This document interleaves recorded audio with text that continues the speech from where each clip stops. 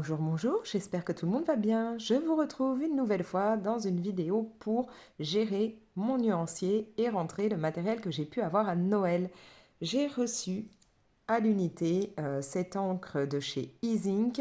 Donc là, c'est une teinte métallique. J'ai demandé la couleur cuivre. C'est une teinte que j'aime beaucoup. Moi, la couleur cuivre, c'est quelque chose qui me plaît bien.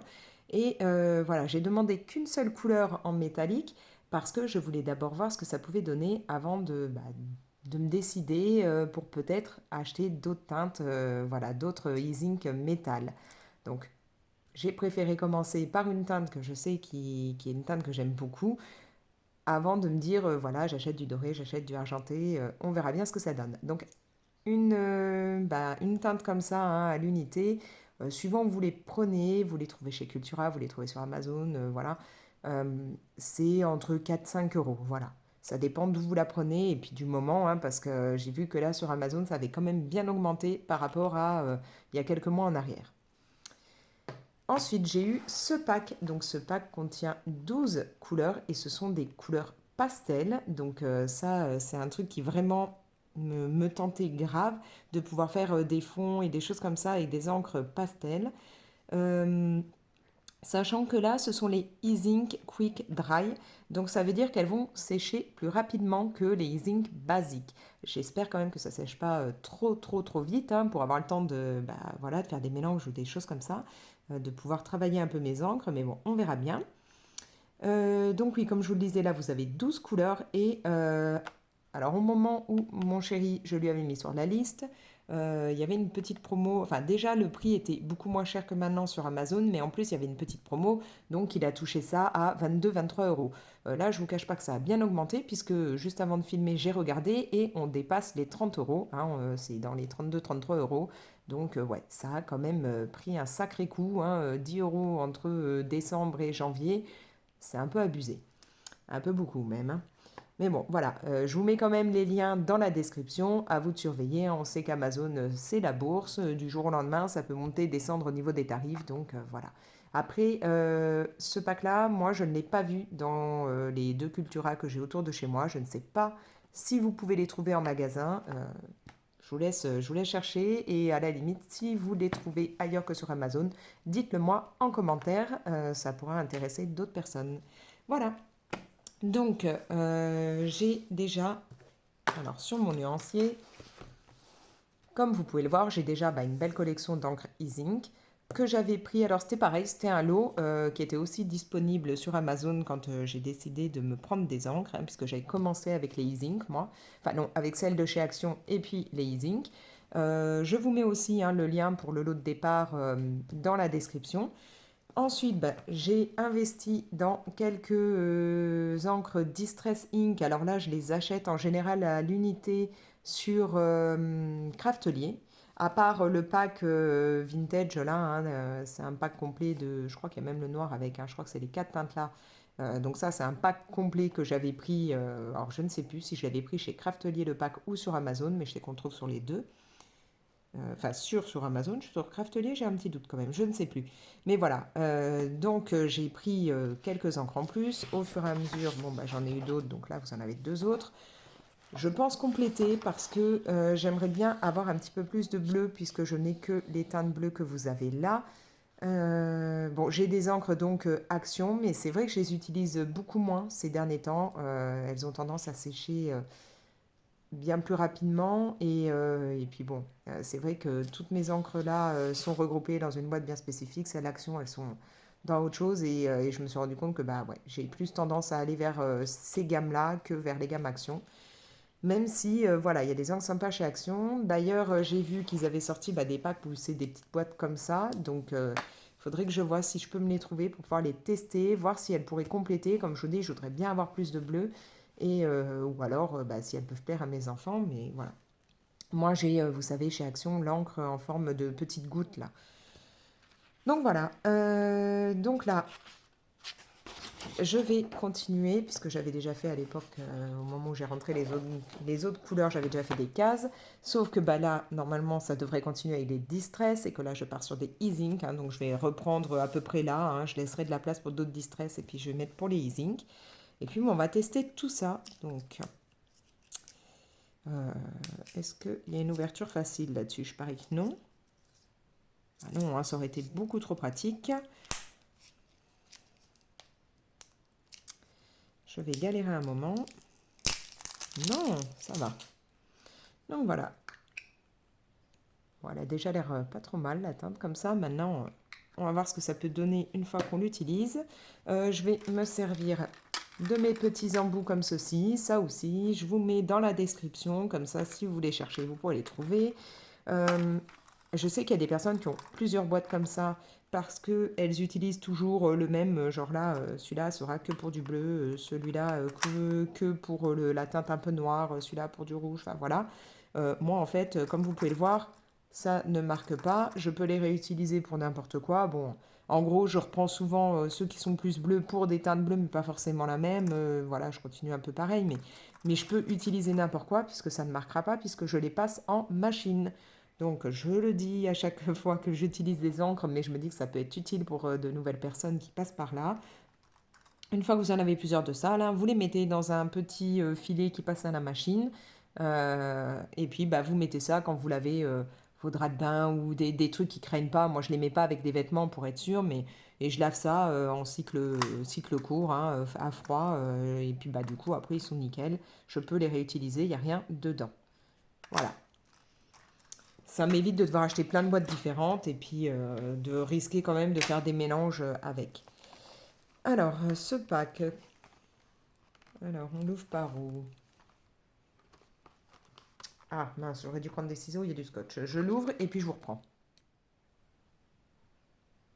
Alors, en ouvrant, donc, bon, j'aurais pu le voir hein, rien qu'en tournant la plaque, mais j'avais pas fait attention. Il n'y a ni nom ni numéro sur les teintes là. Donc, bon, c'est comme toujours assez embêtant quand c'est comme ça. Du coup, à moins qu'il y ait, parce que là il y a un truc gravé, non, c'est juste écrit Isink 2015. Je suppose qu'à chaque fois c'est les mêmes chiffres. Hein. Ouais, c'est ça, c'est pas une référence ni rien. Donc, bah voilà, j'ai prévu un postcard, j'écrirai en dessous un numéro. Hein, je vais les numéroter de 1 à 12 et ça ira très très bien. Je ne sais pas par quoi je commence. Est-ce que je commence par la métallique? Non, on va déjà mettre alors. Il me faut 12 cases, 13 avec le nom. 1, 2, 3, 4, 5, 6, 7, 8, 9, 10, 11, 12, 13. Voilà. Donc je vais écrire, je vais peut-être laisser une case libre et écrire ici plutôt. Donc on va noter que ce sont pour les... Je crois que mon stylo, si c'est bon. Donc, Easy Ink, est-ce que j'écris Quick Dry? On va marquer comme ça. Comme en même temps, je regarde via le téléphone, j'écris n'importe comment. J'écris en biais. Voilà. Donc, ça c'est bon. Je vais laisser, donc si je ne me suis pas plantée, hein, je vais recompter pour être sûr, on ne sait jamais, mais si je laisse une case, 1, 2, 3, 4, 5, 6, 7, 8, 9, 10, 11, 12, c'est bon. Donc là, je pourrais les mettre. Je vais numéroter déjà mes cases et on va tester tout ça.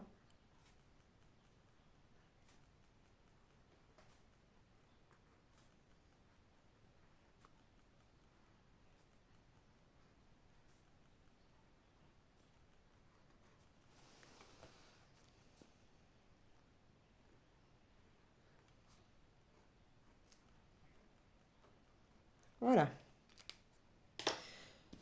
Donc, je vais les mettre en fait dans l'ordre hein, comme elles sont là et comme ça je les reposerai comme il faut. J'aurais pu qu'elles les... Ah, mais elles sont en plus toutes fermées. Oh là là, on n'a pas fini. Hein. Ça, j'ai pas fait attention. J'aurais dû les ouvrir d'abord. C'est un peu la galère. Hein. C'est pas qu'ils pourraient pas avoir la bonne idée de faire des ouvertures faciles. On galérerait vraiment moins.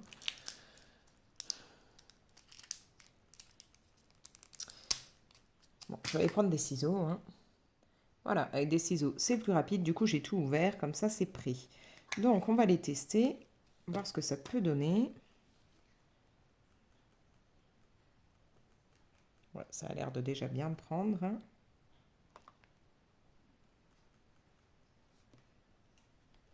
Donc, je vais mettre hop, de côté pour laver après lors d'une prochaine machine mes petits embouts mousse.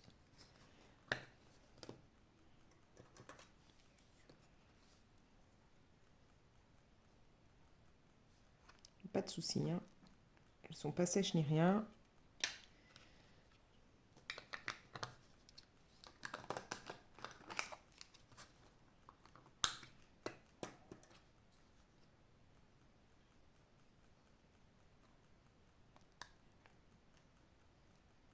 Voilà, des belles teintes, hein. Je ne sais pas ce que vous en pensez, mais moi je trouve ça joli. C'est dommage d'ailleurs qu'il n'y ait que 12 teintes, qu'ils n'en aient pas fait plus.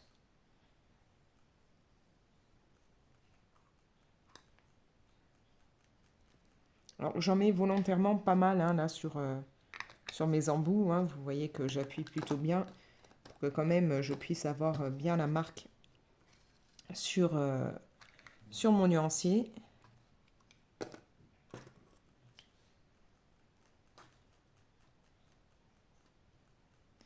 Je vais faire un truc.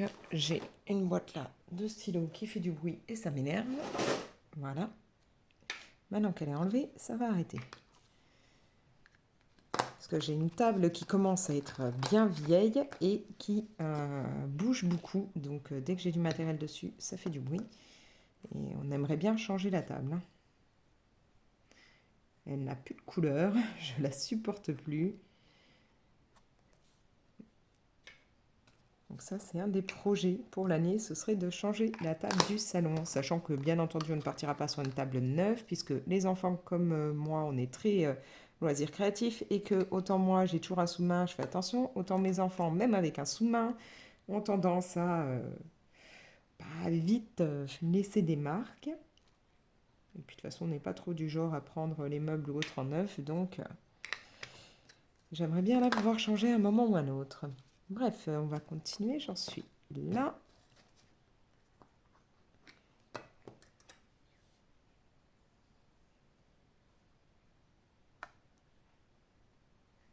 Elles sont vraiment belles, hein, ces couleurs, je ne sais pas ce que vous en pensez. Là, le bleu fait vraiment bleu layette, mélangé avec ouais, le 7 et le 8, là. Je vois vraiment les trucs layette de quand moi j'étais gamine. J'aime bien le 5, là, il est vraiment beau.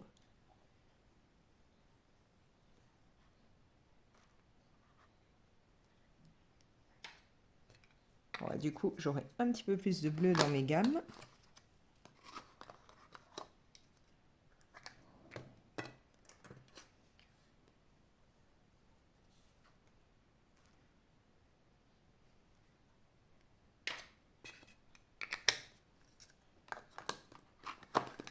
J'ai pas fait gaffe, ça sèche, ouais, ça sèche super vite hein, au final. Ouais, bon, là, du coup, le dernier n'était pas encore sec, hein, mais c'est vrai que ça sèche beaucoup plus vite que les autres, j'ai l'impression. Bon, quoique, c'est quand même pas long à sécher, hein, les encres. Soyons clairs, ça va vite. Puis ce que j'aime avec les encres, c'est que vous pouvez après faire votre fond déjà et ensuite colorier et tout, il n'y a pas de souci. C'est pas comme ce qui est pastel ou autre où vous risquez ensuite en passant vos mains d'étaler, de salir votre colo. Non, une fois que l'encre elle est sèche, c'est bon, vous êtes tranquille. Bon, par contre, vous avez intérêt à faire gaffe, hein, ça se gomme pas, donc ne pas déborder sur l'illustration. Voilà.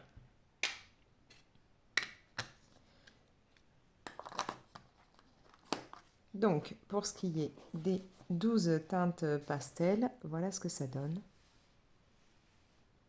Elles sont quand même très jolies, je trouve. J'aime beaucoup, moi là, le 2 est très très sympa. Hein. J'aime bien cette couleur-là, je pense que je l'utiliserai souvent. J'adore le 5. Bon, du coup, on a quand même pas mal de bleu. C'est dommage qu'en vert, on n'en ait qu'un. Et je trouve qu'il est quand même assez vif. Hein. Il ne fait pas si pastel que ça. Mais bon, peut-être qu'en mettant moins, après, on peut jouer là-dessus. Hein. Maintenant, donc, tester la métallique. Eh ben, je vais la mettre juste au-dessus.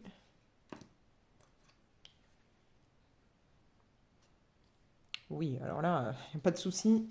Il y en a de l'encre hein, dedans. Où c'est que je vais me la mettre? Est-ce que je me laisse un peu de place là? Je la mets ici. Non, je vais la mettre...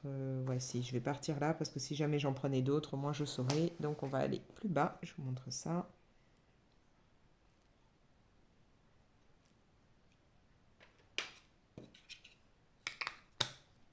J'aurais plus qu'à noter ce que c'est. Et voyons voir. Elle est jolie.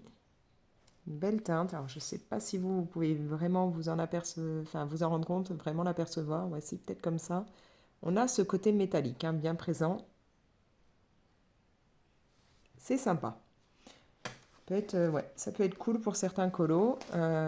Moi, je verrais bien ça, d'avoir des teintes comme ça métalliques pour dans certains anacarzones où, par exemple, vous avez, je crois qu'il y en a un, je sais plus si c'est un oiseau, une grenouille. Non, il y a je sais que par exemple, il y a les oiseaux où ils ont un genre de cadre autour et puis après, vous avez un grand fond vide.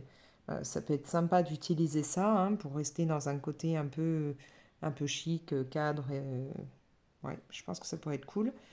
Maintenant, il faudrait que je vois ce qu'il y a d'autre vraiment comme teinte métallique, s'il n'y a que de l'argenté, du doré en plus, ou si on peut en trouver beaucoup d'autres. Mais voilà.